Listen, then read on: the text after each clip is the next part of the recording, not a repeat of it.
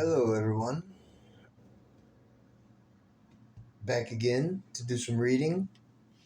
SAVITRI, Sri AUROBINDO. Hope we're all finding balance on our journeys, finding healing, finding ways to express our higher divine aspirations and abilities and parts of our divine older soul aspects as we understand, lovely, compassionately transmute with unconditional love the younger soul aspects who don't do us any good anymore these days, years, and times. Now is the time we come into our heart and blast that victory to the divine light. We're all one. Heal thyselves, and all will be healed. So, continuing on, Canto V, The Finding of the Soul. And this is in Book 7, the Book of Yoga. The Finding of the Soul. And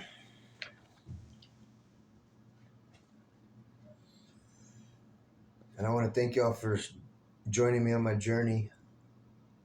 I don't know if I've checked in lately, but right now I'm in Southern Oregon, following my dreams. It's beautiful up here. Today it's a little foggy, or actually it's really foggy.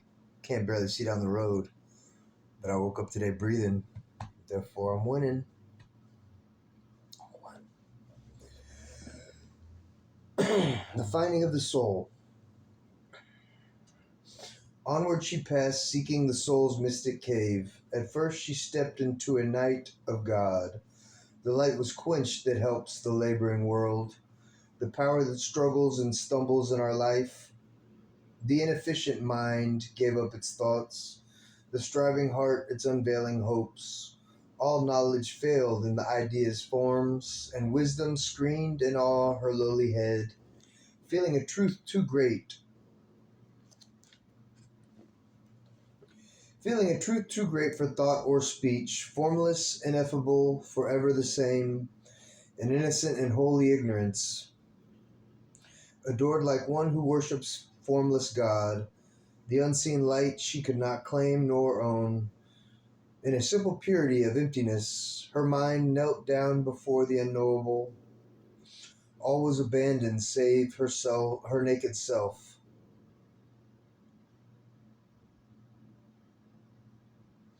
All was abolished save her naked self. And the prostrate yearning of her surrendered heart. There was no strength in her, no pride of force. The lofty burning of desire had sunk. Ashamed, a vanity of separate self, the hope of spiritual greatness fled. Salvation she asked, not nor a heavenly crown. Humility seemed now too proud a state. Herself was nothing, God alone was all. Yet God she knew not, but only knew he was. A sacred darkness brooded now within. The world was a deep darkness, great and nude.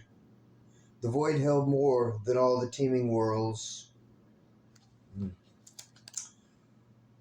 It's sad. That seems like how a bunch of people feel these days, just lost in darkness. Feeling like the void of darkness is holding more for them than the teeming of all worlds has. But this I know is not true. We came from the darkness. This is how I feel. It pains my heart to see people in their throes of addiction, suffering, their lack of knowledge of the divine within all. It's everywhere. We're all gods and goddesses in the flesh. We just need to remember that for ourselves.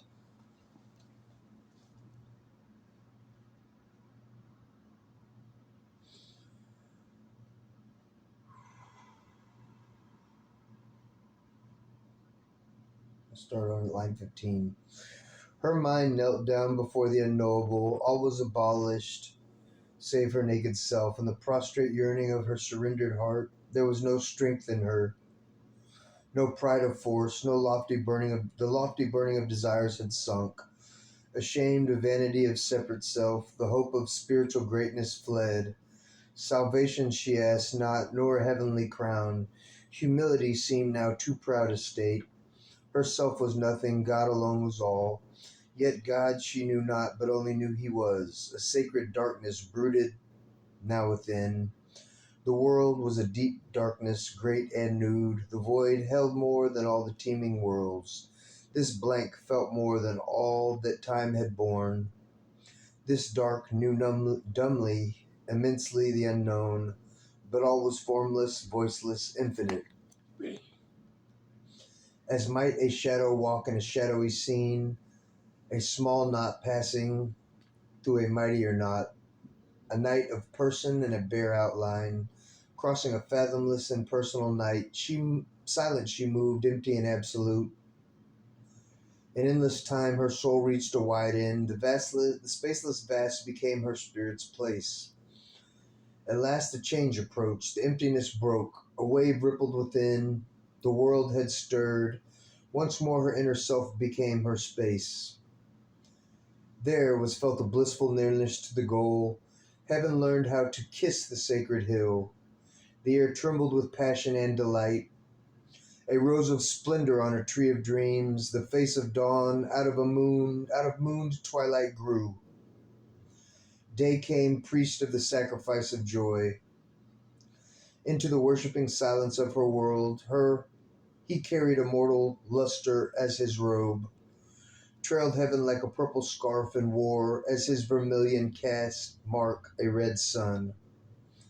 As if an old remembered dream come true, she recognized in her prophetic mind the imperishable luster of that sky, the tremendous sweetness of that happy air, and covered from mind's view and life's approach the mystic cavern in the sacred hill,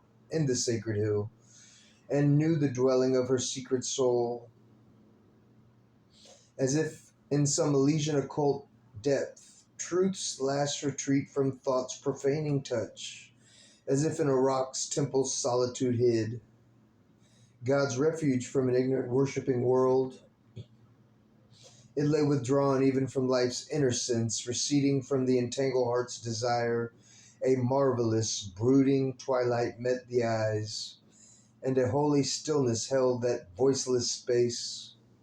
An awful dimness wrapped the great rock doors.